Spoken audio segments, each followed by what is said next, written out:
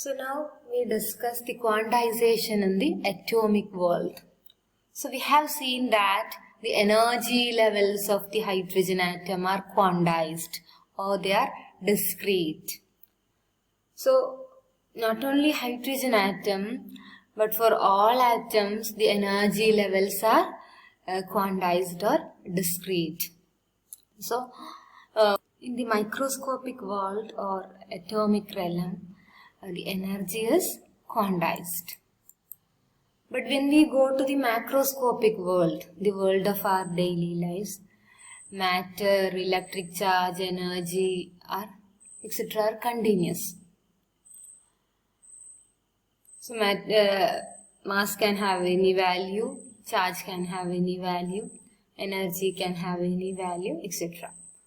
But when we go to the microscopic world, we know that the matter is composed of elementary particles that have definite rest masses. The rest mass of the electron is 9.1 into 10 raised to minus 31 kilograms, and that of a proton is 1.6 into 10 to the power minus 27 kilograms. And the charge always comes in the multiples of plus C or minus C. And electromagnetic waves having frequency nu have a definite energy h nu. And also in atoms, the atoms have definite energies. For example, in a hydrogen atom, En is equal to E1 by n square. So similarly, energy levels are there for all other atoms. So macroscopic world il namukku discreteness illa, oru continuous nature aanu. But when we go to the microscopic world, we have quantization or discreteness. Appo namukkariyam classical mechanics is true for the macroscopic world, but it's not true for the microscopic world. ഇപ്പോൾ microscopic വേൾഡിൽ നമുക്ക് quantum mechanics apply ചെയ്യണം. പക്ഷെ quantum mechanics എന്ന് പറയുന്നത് microscopic വേൾഡിന് മാത്രം true ആയിട്ടുള്ള ഒരു മെക്കാനിക്സ് അല്ല. It's true for both macroscopic and microscopic world. And in the macroscopic world classical mechanics and quantum mechanics give the same results. Or we can say that classical mechanics is an approximation of quantum mechanics. അതായത് നമുക്കറിയാം relativistic മെക്കാനിക്സും non relativistic മെക്കാനിക്സും. അതായത് relativistic mechanics എല്ലായിടത്തും true ആണ്. So when velocity of the particle is very much less than compared to the velocity of light, we can use non-relativistic mechanics. That means non-relativistic mechanics is an approximation of relativistic mechanics. So analogous to this, classical mechanics is an approximation of quantum mechanics. So quantum mechanics is true for both the microscopic and the macroscopic world. So quantum mechanics എന്ന് പറയുന്നത് എല്ലാത്തിലും true ആണ്. മൈക്രോസ്കോപ്പിക്നോ മാക്രോസ്കോപ്പിക്നോ വ്യത്യാസമില്ല. But classical mechanics macroscopic വേൾഡിൽ മാത്രമാണ് true. അപ്പം അതുകൊണ്ട് തന്നെ നമ്മൾ ക്വാണ്ടം മെക്കാനിക്സ് മാക്രോസ്കോപ്പിക് വേൾഡിൽ അപ്ലൈ ചെയ്യുകയാണെങ്കിൽ നമുക്ക് കിട്ടിയ ക്ലാസിക്കൽ റിസൾട്ട്സ് തന്നെയാണ്. ക്ലാസിക്കൽ ഓൾറെഡി ട്രൂ ആണെന്ന് നമുക്കറിയാം. So in the macroscopic world classical mechanics and quantum mechanics give the same result. അപ്പോൾ ഇതിൻ്റെ ഒരു മെയിൻ ആയിട്ടുള്ള ഒരു പ്രിൻസിപ്പിളാണ് കറസ്പോണ്ടൻസ് പ്രിൻസിപ്പിൾ. അപ്പോൾ അതാണ് നമ്മൾ ഡിസ്കസ് ചെയ്യാൻ പോകുന്നത്.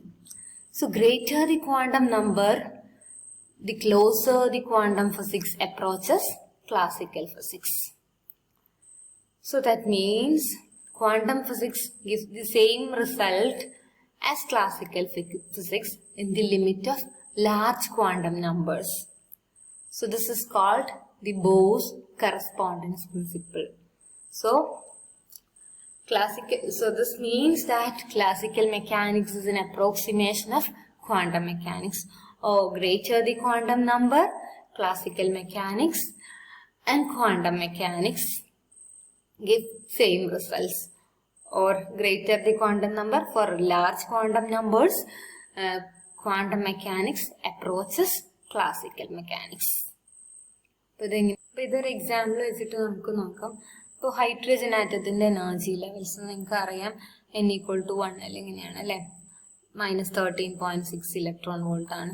n=2 ആകുമ്പോൾ -13.6/4 3 point something. Then n3 ആകുമ്പോൾ -13.6/9 -1.5. അപ്പോൾ ഇതൊന്നും തമ്മിലുള്ള ഡിഫറൻസ് 13ഉം ഒരു 3യും 10 ഇലക്ട്രോൺ വോൾട്ട്. പിന്നെ 3യും 1ഉം ഒരു 2 ഇലക്ട്രോൺ വോൾട്ട് റേഞ്ചിൽ. പിന്നെ അതാ ഡിഫറൻസ് അങ്ങനെ n കൂടുന്നതിനനുസരിച്ച് ഈ ഡിഫറൻസ് കുറഞ്ഞു വന്നു. ഇനി n ഹൈ വാല്യൂ ആണ്, n 100, 101 അങ്ങനെയൊക്കെ വരുമ്പോൾ നമുക്കറിയാം 13.6 ഡിവൈഡഡ് ബൈ 100 സ്ക്വയർ. അപ്പോൾ 0.0013 ഒക്കെ ആയിട്ട് വരും. പിന്നെ അങ്ങനെ കൂടുമ്പോൾ അത് അടുത്തടുത്തായിരിക്കും ലെവൽസ് വരിക അല്ലേ. ഇത് n ഇൻഫിനിറ്റി ആവുമ്പോൾ 0 ആണ്. അപ്പോൾ ഈ 100 മുതൽ ഇൻഫിനിറ്റി വരെ ചെറിയൊരു ഡിഫറൻസ് ഉള്ളൂ. ഇൻഫിനിറ്റിക്ക് 0, 100 ആവുമ്പോൾ -0.00136 അല്ലെ. അപ്പൊ അത്രയും ചെറിയ ഡിഫറൻസിലാണ് 100 മുതൽ ഇൻഫിനിറ്റി വരെയുള്ള ലെവൽസ്. അപ്പോൾ അതൊരു ബാൻഡ് ആയിട്ടാണ് കാണുക ഈ ലെവൽസ് എല്ലാം കൂടെ. അപ്പൊ അവിടെ ഡിസ്ക്രീറ്റ്നെസ് ഇല്ല, കണ്ടിന്യൂസ് ആയിട്ടാണ് വരുന്നത്. അപ്പോൾ ഈ ലോവർ ക്വാണ്ടം നമ്പേഴ്സിൽ നമുക്കറിയാം ഡിസ്ക്രീറ്റ് നേച്ചർ ഉണ്ട് അല്ലെ. അപ്പോൾ ഇവിടെ നമുക്ക് ക്വാണ്ടം മെക്കാനിക്സ് മാത്രമേ അപ്ലൈ ചെയ്യാൻ പറ്റുള്ളൂ. But as the quantum number increases, the discreteness is lost, the quantization is lost, the levels become continuous. So for higher quantum numbers we can use classical mechanics as well. So for higher quantum numbers the classical mechanics and quantum mechanics give the same result. Or we can say that classical mechanics is an approximation of quantum mechanics. So this is what is called the Bose correspondence principle. So even though the quantum mechanics is different from classical mechanics in the microscopic world, but it will give the same result as classical mechanics in the macroscopic world. So classical mechanics already true ആണ് നമുക്കറിയാം. അപ്പോൾ quantum mechanics classical മെക്കാനിക്സിന്റെ അതേ റിസൾട്ടാണ് macroscopic വേൾഡിൽ തരിക. അപ്പൊ ഇത് നമ്മൾ പ്രൂവ് ചെയ്യും. അപ്പോൾ ഓൾറെഡി നമുക്കിത് വേവ് തിയറിയുടെ കേസിൽ അറിയാം. അതായത് വേവ് നേച്ചർ എല്ലാ മൂവിങ് ബോഡീസിനുണ്ട്. പക്ഷെ അത് നമുക്ക് ഡിറ്റക്റ്റബിൾ ആവുക when the dimension of the body is comparable with the corresponding de Broglie wavelength. Now we are going to prove correspondence principle with the help of Bohr model. So നമുക്ക് classical mechanics, classical electromagnetic theory വെച്ചിട്ട് അറിയാം, an accelerated charged particle will emit electromagnetic radiation. അപ്പോൾ electron എന്ന് പറയുന്നത് ന്യൂക്ലിയസിന് ചുറ്റും revolve ചെയ്യണം. ഇപ്പോൾ for example ഒരു ഹൈഡ്രജൻ ആറ്റം എടുക്കുക. So the electron is revolving around the proton. So the electron, the charged particle, is moving in a circular orbit. That means it is certainly accelerated and it should emit electromagnetic waves whose frequencies are equal to the frequency of the revolution and its harmonics. So according to classical electromagnetic theory, an accelerated charged particle should emit radiation and the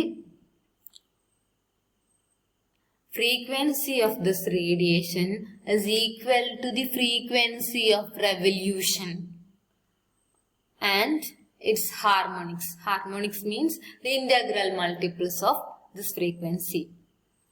So now we can calculate this frequency of the revolution of the electron in a hydrogen atom. So for this we need the speed of the electron. So we have already calculated this velocity by equating the centripetal force with the electrostatic force of attraction. mv square by r is equal to 1 by 4 pi epsilon 0 e square by r square. So we have calculated the value of v.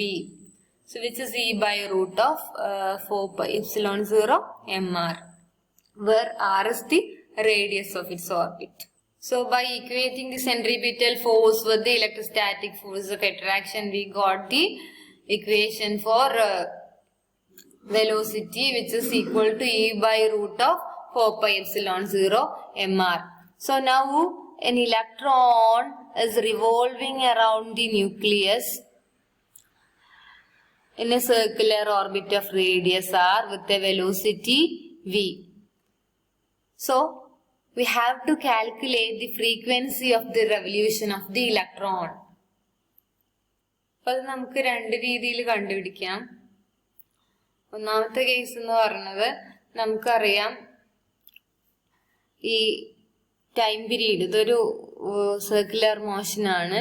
അപ്പൊ അവിടെ നമുക്കറിയാം v t is equal to the distance.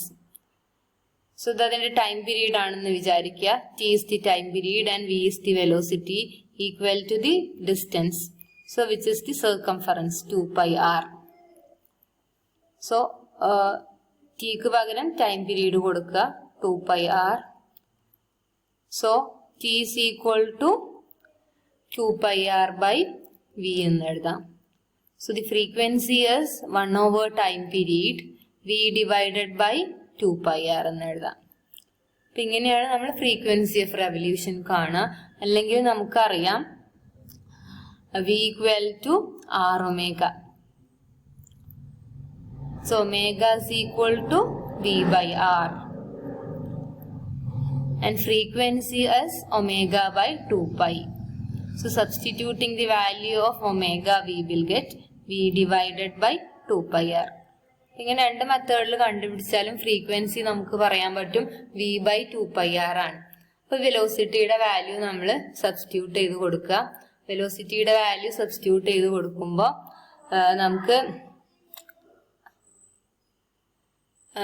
Frequency എന്ന് പറയുന്നത് വരുന്നത് e by root of 4 pi epsilon 0 m R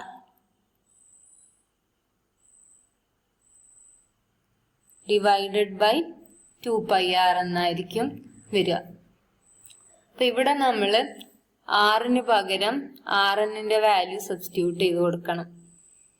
So we know that r is quantized and its value is given by rn is equal to n square h square epsilon 0 by pi m e square. So for each value of n, rn is different. So substituting the value of rn over here.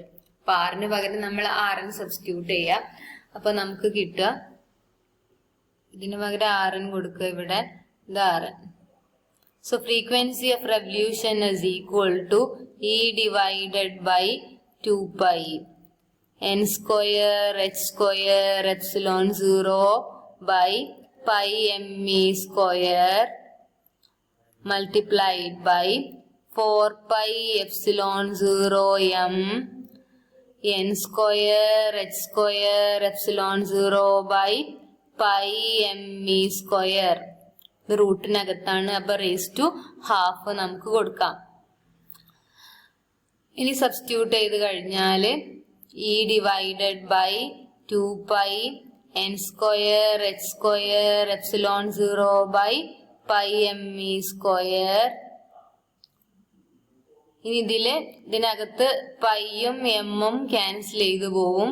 പിന്നെ നമുക്ക് ഉണ്ടാവുക 4 epsilon 0 into ഇവിടെ ഒരു epsilon 0 വരുന്നുണ്ട്, epsilon 0 square. ഈ pi cut ചെയ്ത് പോയി, m cut ചെയ്ത് പോയി.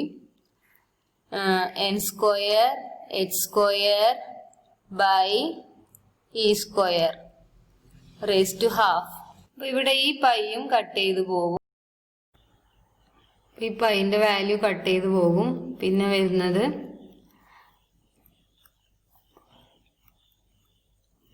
ഈ divided by 2n² h²epsilon 0 by me².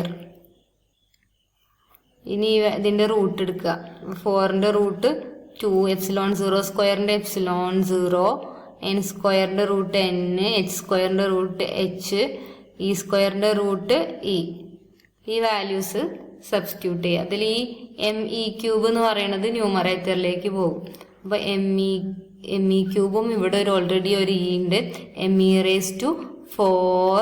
Divided by 2 × 2 4 വരും.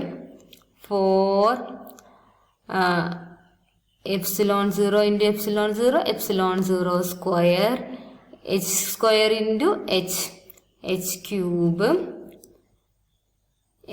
n² × n³ എന്നാണ് വരിക. അപ്പം ഈ ഫ്രീക്വൻസിയെ ഒരു ഫെമിലിയർ ഫോമിലാക്കാൻ വേണ്ടിയിട്ട് നമ്മൾ 2 കൊണ്ട് മൾട്ടിപ്ലൈ ചെയ്യാം. അപ്പോൾ 2 കൊണ്ട് മൾട്ടിപ്ലൈ ചെയ്യുമ്പോൾ ന്യൂമറേറ്ററും ഡിനോമിനേറ്ററും 2 കൊണ്ട് മൾട്ടിപ്ലൈ ചെയ്യുക. സോ 2me⁴ ബൈ, ഇപ്പോൾ ഡിനോമിനേറ്ററിൽ 4 × 2 8 വരും. 8 ε0² h³ n³. അപ്പം ഇതിനെ നമുക്ക് me⁴ by 8 ε0 h² into 1/h into 2/n³ എന്ന് എഴുതാം. അപ്പം ഈ സംഭവം എന്ന് പറയുന്നത് നമ്മൾ ഓൾറെഡി പഠിച്ചതാണ്. E1 ആണ്.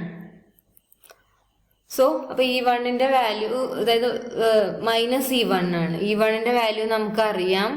E1 എന്ന് പറയുന്നത് -me⁴ ഡിവൈഡഡ് ബൈ 8 ε0 h² ആണ്. So this value is nothing but -E1. So the frequency of revolution can be written as -E1 into 1/h. That means -E1/h into 2 divided by n³. So this is the frequency of revolution of the electron in an orbit having quantum number n. So where E1 is the energy of the ground state of the hydrogen atom, which is -13.6 electron volt. So -E1 is +13.6 electron volt. So frequency is +13.6 electron volt divided by h into 2/n³. So this is treated as equation number 1. The frequency of revolution of the electron in an orbit having quantum number n is -E1/h into 2 divided by n³. So now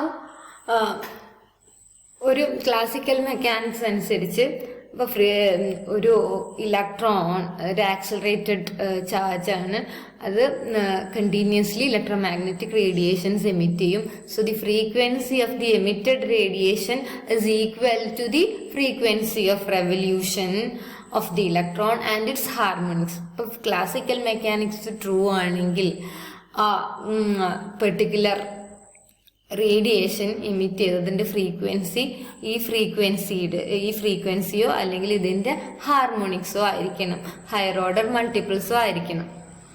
അപ്പോൾ എപ്പോഴാണ് ഒരു bore atom ക്ലാസിക്കലായിട്ട് behave ചെയ്യുക? Classical എന്ന് പറഞ്ഞാൽ ഒരു microscopic particle, അതായത് നമുക്ക് കാണാൻ പറ്റുന്ന, നമുക്ക് മെഷർ ചെയ്യാൻ പറ്റുന്ന കേസ്. അപ്പോൾ ഫോർ എക്സാമ്പിൾ നമ്മൾ കഴിഞ്ഞ പ്രോബ്ലം സെറ്റ് ഡിസ്കസ് ചെയ്തപ്പോൾ അതിൽ പറഞ്ഞിട്ടുണ്ടായിരുന്നു റിഡ്ബർഗ് ആറ്റംസ്.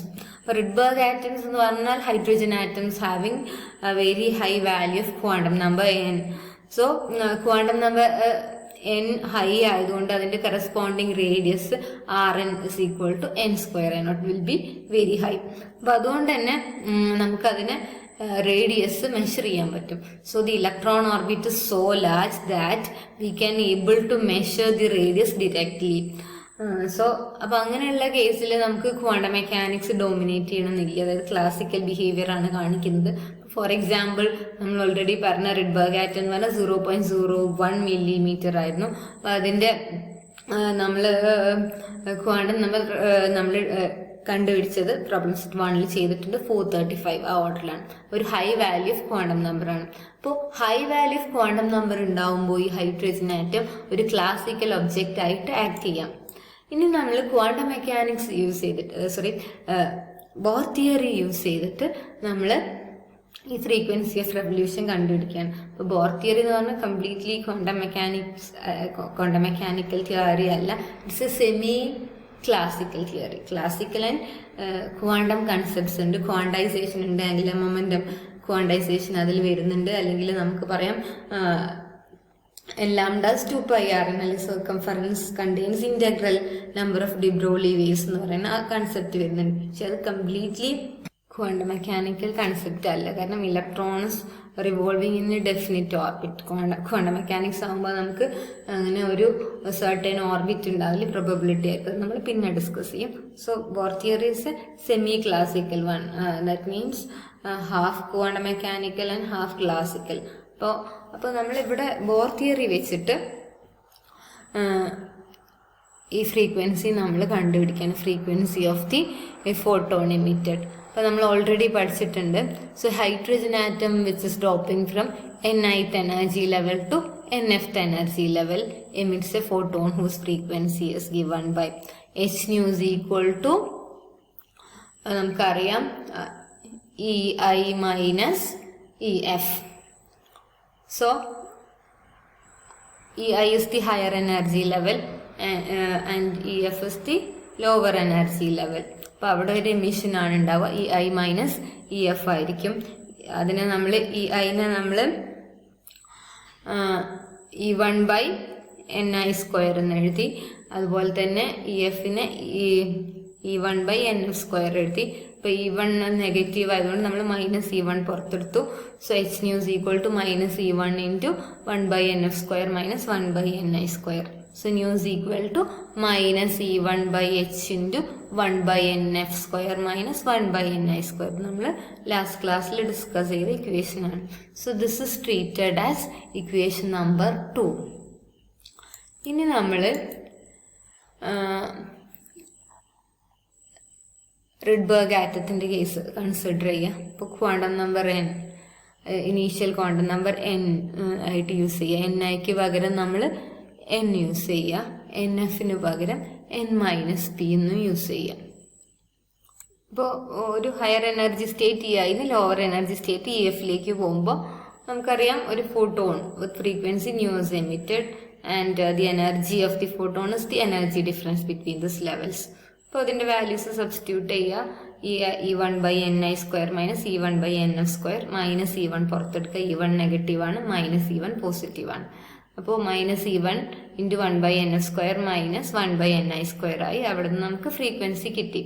ഇനി നമ്മൾ ഒരു റിഡ്ബർഗ് ആറ്റത്തിൻ്റെ കേസിൽ നമ്മൾ അസ്യൂം ചെയ്യുക അവിടെ Niക്ക് പകരം നമ്മൾ n യൂസ് ചെയ്യാം. So n is very large. അപ്പോൾ ഒരു ഇനീഷ്യലി ആ ഇലക്ട്രോൺ എന്ന് പറയുന്നത് it's in a state having a very high value of quantum number. So now the final സ്റ്റേറ്റിന് പകരം നമ്മൾ n-p എന്ന് യൂസ് ചെയ്യാം, where p is a very small number. ഇപ്പോൾ ഒരു റിഡ്ബർഗ് ആറ്റം വിത്ത് n1000 ആണെന്ന് വിചാരിക്കുക.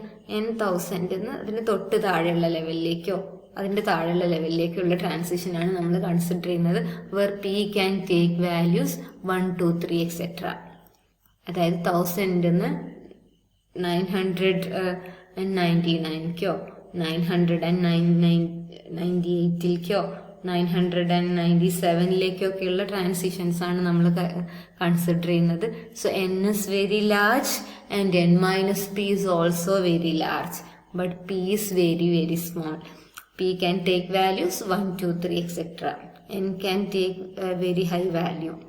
സോ അങ്ങനെയുള്ള കേസിലാണ് n വെരി ഹൈ ആകുമ്പോഴാണ് ഇതൊരു ക്ലാസിക്കൽ ഒബ്ജക്റ്റ് ആയിട്ട് ആക്ട് ചെയ്യുക. അപ്പം അങ്ങനെയുള്ള കേസിൽ നമുക്ക് ഫ്രീക്വൻസി ഓഫ് റെവല്യൂഷൻ എന്ന് പറയുന്നത് -E1/h ഇൻറ്റു 1/NFന് പകരം നമ്മൾ യൂസ് ചെയ്തത് n-p എന്നാണ്. n-p² minus 1/n². അപ്പം ഇങ്ങനെ n-ന്ന് n-pയിലേക്കുള്ള ട്രാൻസിഷനാണ് നമ്മൾ കൺസിഡർ ചെയ്യുന്നത്. n is very large, n-p is very large, p is very small. ഇതിനെ നമ്മൾ ക്രോസ് മൾട്ടിപ്ലൈ ചെയ്തിട്ട് എഴുതുകയാണെങ്കിൽ മൈനസ് E1/h ഇൻറ്റു ഇതിൻ്റെ LCM എടുക്കുകയാണ്. അപ്പോൾ n² minus n-p² divided by n² into n-p² എന്ന് നമുക്ക് എഴുതാൻ പറ്റും. അപ്പം ഇങ്ങനെ എഴുതി കഴിഞ്ഞാൽ എന്നിട്ട് നമ്മൾ n-pയെ a-b² എന്നുള്ള രീതിയിൽ എക്സ്പാൻഡ് ചെയ്യുകയാണെങ്കിൽ minus E1/h into n². So this is h and this is n. ഇതിനെ n² plus p² minus 2np എന്നാക്കിയിട്ട് എടുക്കാം. Divided by n² into n-p² എന്ന് എഴുതാം. അപ്പോൾ ഇവിടെ n² ക്യാൻസൽ ചെയ്തു പോയി. പിന്നെ നമുക്ക് ഉണ്ടാവുക ഈ minus E1/h into minus p². ഇവിടെ മൈനസ് മൈനസ് പ്ലസ് ആവും, plus 2np divided by n² into n-p². അപ്പോൾ നമ്മൾ we know that n is very very large. n is very very large compared to p. p എന്ന് പറഞ്ഞാൽ 1 2 3 4 എന്ന് പറഞ്ഞ value ആണ്. n is very large. അപ്പോൾ അതുകൊണ്ട് തന്നെ നമുക്ക് ഈ ഇതിൽ ന്യൂമറേറ്ററിലെ വാല്യൂ എന്ന് പറഞ്ഞാൽ 2np മൈനസ് p² ആണല്ലേ. അപ്പോൾ p ചെറുതാണ്, p² ചെറുതാണ്. So this is approximately equal to 2np. n ലാർജാണ്. n ഇൻറ്റു p എന്ന് പറയുന്നത് ലാർജർ വാല്യൂ ആണ്. സോ നമുക്കിത് ഓൾമോസ്റ്റ് നെഗ്ലക്ട് ചെയ്യാം for very high value of n. അപ്പോൾ അതുപോലെ തന്നെ n-p².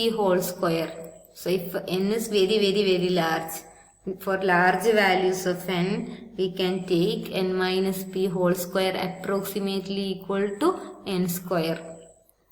അപ്പോൾ ചെറിയ p1 or 1 2 3 അങ്ങനെയൊക്കെ വാല്യൂസ് വരുന്നുള്ളൂ. So this is true when n is very very very very high compared to p.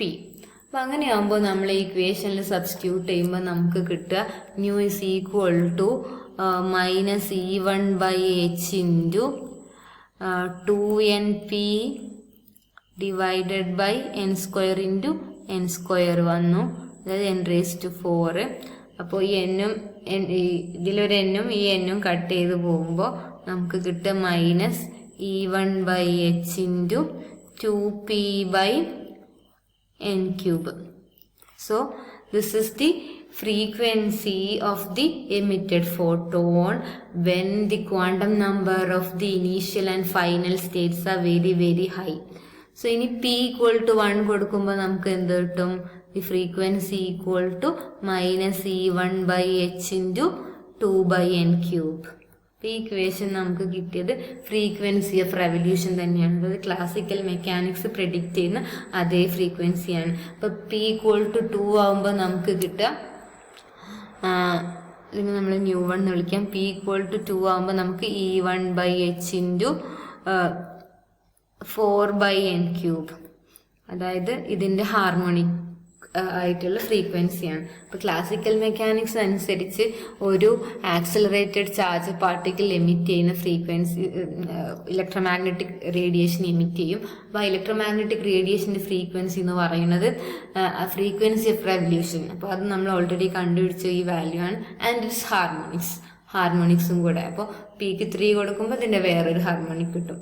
ഫണ്ടമെൻ്റലും അതിൻ്റെ ഹാർമോണിക്സ് ആണ് നമുക്ക് കിട്ടുക. അപ്പോൾ ക്ലാസിക്കൽ മെക്കാനിക്സ് അനുസരിച്ച് നമ്മൾ ഓൾറെഡി കണ്ടു, ഇത് ഇക്വേഷൻ നമ്പർ 1 ആണ് ഫ്രീക്വൻസി, അല്ലെങ്കിൽ അതിൻ്റെ ഹാർമോണിക്സ് ആണ് ഫ്രീക്വൻസി. പക്ഷെ ക്വാണ്ടം മെക്കാനിക്സ് വെച്ചിട്ട് നമുക്കറിയാം ഫ്രീക്വൻസി എന്ന് പറയുന്നത് ഇതാണ്. ഇതിനെ നമുക്ക് ഇക്വേഷൻ നമ്പർ 2 എന്ന് വിളിക്കാം. But for high value of the quantum numbers the result is same as that of the classical mechanics.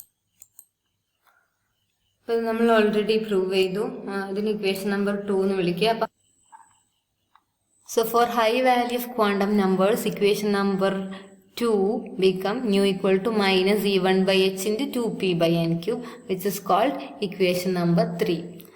അപ്പോൾ ശരിക്കും ലോവർ ആൻഡ് ഹയർ ക്വാണ്ടം നമ്പേഴ്സിന് ഇക്വേഷൻ നമ്പർ 2 എന്ന് പറയുന്നത് വാലിഡ് ആണ്. പക്ഷേ ഫോർ ഹയർ ക്വാണ്ടം നമ്പേഴ്സിനും അത് റിഡ്യൂസ് ചെയ്ത് ഇക്വേഷൻ നമ്പർ 3 ആയി മാറി, which is same as that of the classical frequency which is given in equation number 1. So this is our equation number 1, which is the frequency of revolution of the electron in the Bohr orbit. So according to classical mechanics, the frequency of the electromagnetic radiation should be this or its integrals. So this one is the quantum mechanical frequency. So this is also true when Nf is equal to n minus p and Ni is equal to n.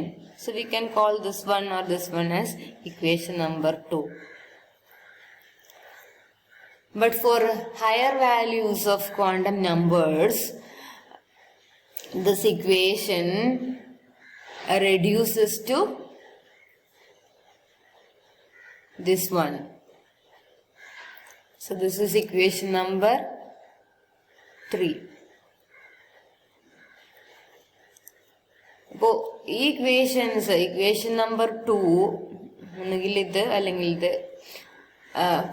this is valid for both lower and higher values of quantum numbers. But when n is very high, n is very much greater than p, this equation number 2 reduces to equation number 3. So this is our equation number 3. So when p equal to 1 in equation number 3, the frequency of the radiation is exactly same as the frequency of rotation of the orbital electron. So when p equal to 2, 3, 4, etc., the multiples of this frequency are radiated. So this shows that both quantum and classical pictures of the hydrogen atom give the same results when the quantum number is very large. So the classical and quantum physics give the same prediction in the limit of very large quantum numbers. So this is nothing but the Bohr's correspondence principle. So when the quantum number is very high, we will get the same results from quantum mechanics as well as classical mechanics. So we can say that classical mechanics is an approximation of quantum mechanics. So the quantum mechanics is true for both microscopic and macroscopic world. So in the macroscopic world, quantum mechanics and classical mechanics give the same set of results. But നമുക്ക് വേണമെങ്കിൽ ഒന്ന് verify ചെയ്യാം. When n equal to 2, അതായത് നമ്മളൊരു lower quantum നമ്പറിൽ നമ്മൾ 1 apply ചെയ്തിട്ട് അതിൻ്റെ ക്ലാസിക്കൽ ഫ്രീക്വൻസി ഓഫ് റെവല്യൂഷൻ കാണുക -E1/h ഇൻറ്റു 2/n³ n-ന് 2 കൊടുക്കുക. ഇനി നമ്മൾ അതിൻ്റെ കറസ്പോണ്ടിങ് ക്വാണ്ടം മെക്കാനിക്കൽ ഫ്രീക്വൻസി കണ്ടുപിടിക്കുക. ഇക്വേഷൻ നമ്പർ 2 യൂസ് ചെയ്യാം. അതായത് Niക്ക് പകരം n കൊടുക്കുക, Nfന് പകരം n-p, ഇവിടെ p1 കൊടുക്കുക. അതായത് n2ഉം p1ഉം ആയിട്ട് എടുക്കുക. അപ്പോൾ എന്താ വരിക വെച്ചാൽ n=2 എന്ന ലെവലിൽ നിന്ന് n=n-p, അതായത് 1 ലെവലിലേക്കുള്ള ട്രാൻസിഷൻ. അതിൻ്റെ ഫ്രീക്വൻസി നമുക്ക് ബോർ മോഡൽ വെച്ച് കണ്ടുപിടിക്കാം. അപ്പോൾ നമുക്ക് കാണാൻ പറ്റും ഈ രണ്ട് ഇക്വേഷൻസ് വെച്ച് നമ്മൾ ചെയ്യുന്ന റിസൾട്ട് എന്ന് പറയുന്നത് എൻറ്റയർലി ഡിഫറെൻ്റ് ആണ്. ഏകദേശം 300% ഒക്കെ അതിൻ്റെ എറർ വരുന്നുണ്ട്.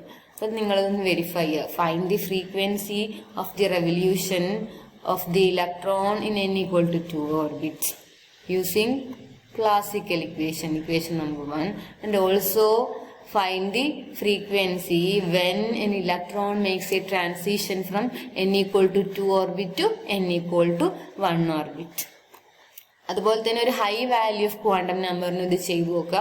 അതായത് find the frequency of revolution of the electron in N orbit having A high value of quantum number, that is n equal to 10,000. അത് ചെയ്യുക. എന്നിട്ട് എന്ത് ചെയ്യുക, ക്വാണ്ടം മെക്കാനിക്കൽ റിസൾട്ട്, അതായത് ക്വാണ്ടം മെക്കാനിക്കൽ റിസൾട്ട് നമ്മൾ ചെയ്യുമ്പോൾ നമുക്ക് ഒരു പെർട്ടിക്കുലർ ഓർബിറ്റിലല്ല, അത് ട്രാൻസിഷൻ നടത്തുമ്പോഴാണ് നമുക്കറിയാം. സോ n എന്ന് പറയുന്നത് 10,000 എടുക്കുക, P1 എടുക്കുക. സോ ദാറ്റ് മീൻസ് 10,000 നിന്ന് 9,999 എന്ന് പറയുന്ന ഓർബിറ്റിലേക്കുള്ള ട്രാൻസിഷൻ. സോ n-p ഇതായിരിക്കും P1 ആവുമ്പോൾ. ഇതിന് കറസ്പോണ്ടിങ് ആയിട്ടുള്ള ക്വാണ്ടം മെക്കാനിക്കൽ ഫ്രീക്വൻസിയും കണ്ടുപിടിക്കുക. ഇക്വേഷൻ നമ്പർ 2 വെച്ചിട്ട് ക്വാണ്ടം മെക്കാനിക്കൽ ഫ്രീക്വൻസിയും, ഇക്വേഷൻ നമ്പർ 1 വെച്ചിട്ട്, ഇക്വേഷൻ നമ്പർ 1 n മാത്രമേ ആവശ്യമുള്ളൂ, ഇക്വേഷൻ നമ്പർ 2 n-ഉം p-യും ആവശ്യമുണ്ട്.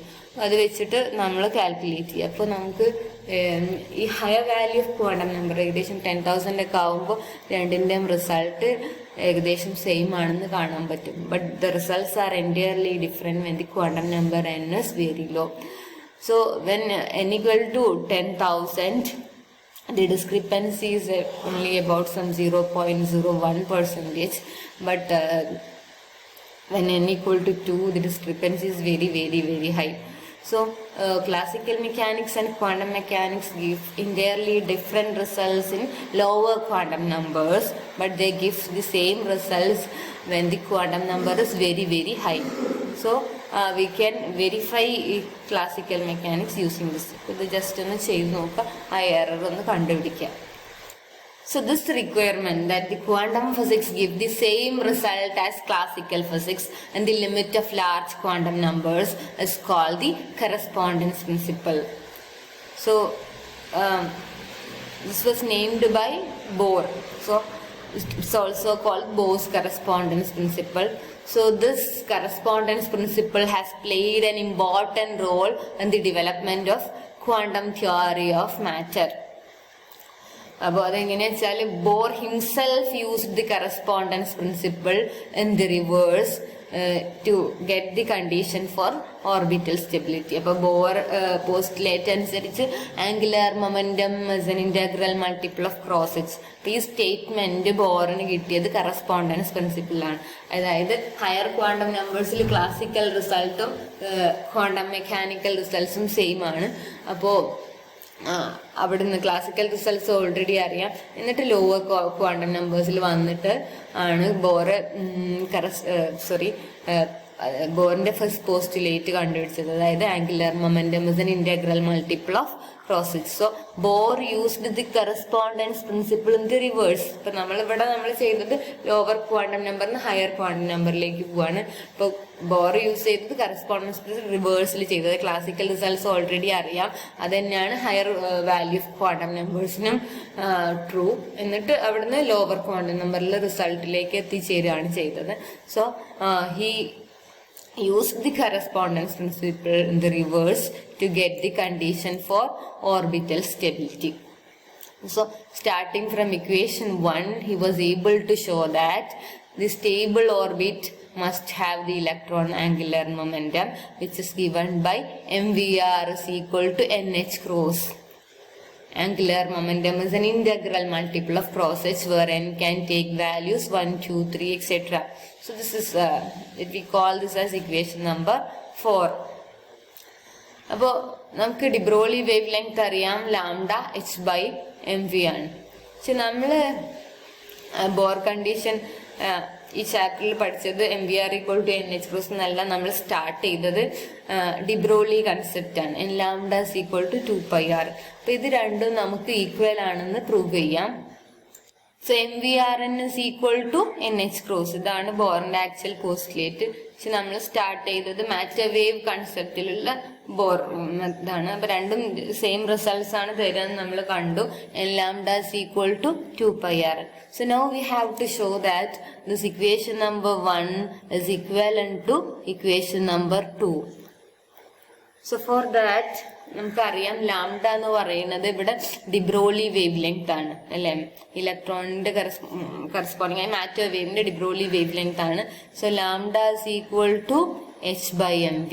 അപ്പൊ ഇക്വേഷൻ നമ്പർ 2 നമ്മളിത് സബ്സ്റ്റിറ്റ്യൂട്ട് ചെയ്ത് കഴിഞ്ഞാൽ നമുക്ക് കിട്ടുക nh/mv is equal to 2 pi rn. അപ്പം ഇത് ജസ്റ്റ് നമ്മളൊന്ന് റീഅറേഞ്ച് ചെയ്താൽ മതി. അതായത്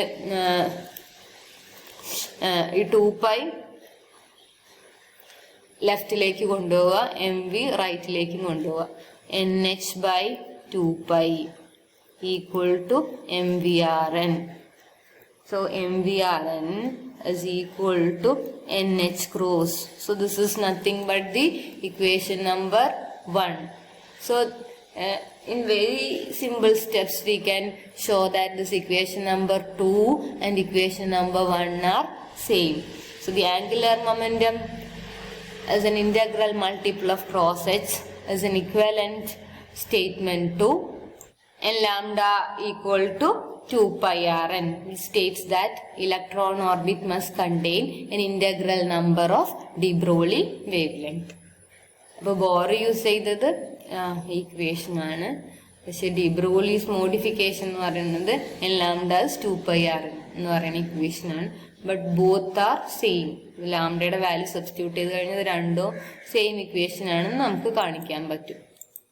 ഓക്കെ, ഇനി നമുക്ക് ഇതിലൊരു പ്രോബ്ലം ചെയ്യാം. Find the frequencies of revolution of the electron in n equal to 1 and n equal to 2 Bohr orbits. What is the frequency of the photon emitted when an electron in an n equal to 2 orbit drops to an n equal to 1 orbit? An electron typically spends about 10 to the power minus 8 seconds in an excited state before it drops to a lower state by emitting a photon. How many revolutions does the electron in an n equal to 2 Bohr orbit make in 1 into 10 to the power minus 8 seconds? ആദ്യത്തെ part നമ്മൾ already ചെയ്തതാണ്, ഈ verify ചെയ്യാൻ പറഞ്ഞതാണ്. അതായത് n equal to 2ന്റെ കേസിൽ അല്ലെ, frequency of revolution എന്ന് പറഞ്ഞാൽ ഇക്വേഷൻ നമ്പർ 1 വെച്ചിട്ട് അതിൽ n equal to 2 കൊടുക്കുക. അപ്പോൾ നമുക്ക് -E1/h × 2/2³ കിട്ടും. ഇനി frequency of revolution in n equal to 1 orbit എന്ന് പറയുമ്പോൾ ഇക്വേഷൻ നമ്പർ 1ൽ n-ന് 1 കൊടുക്കുക. So we will get as -E1/h × 2/1³. So these are the classical frequencies of revolution.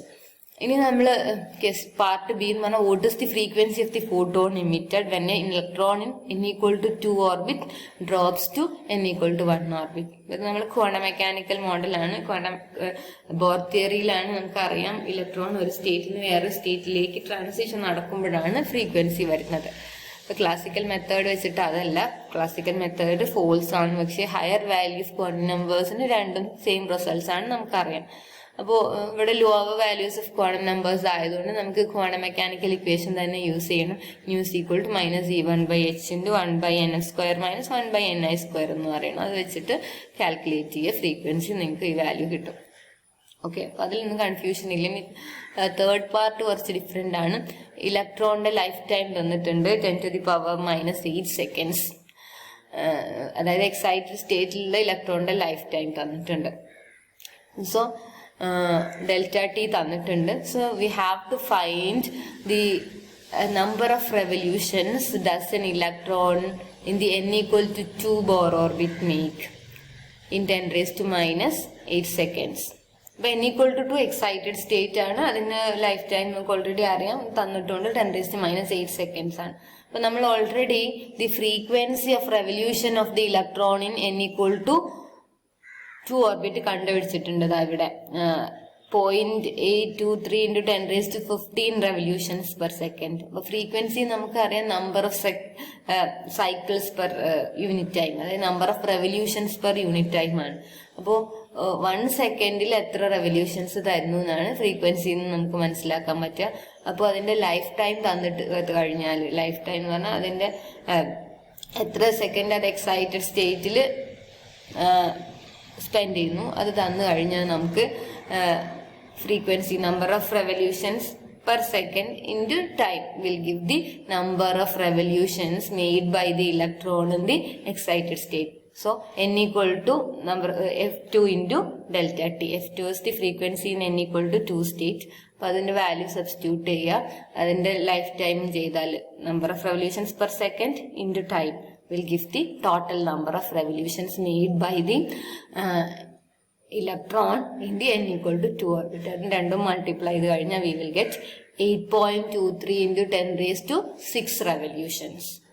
So, the electron in n equal to 2 state will execute this many revolutions before it goes to ground state.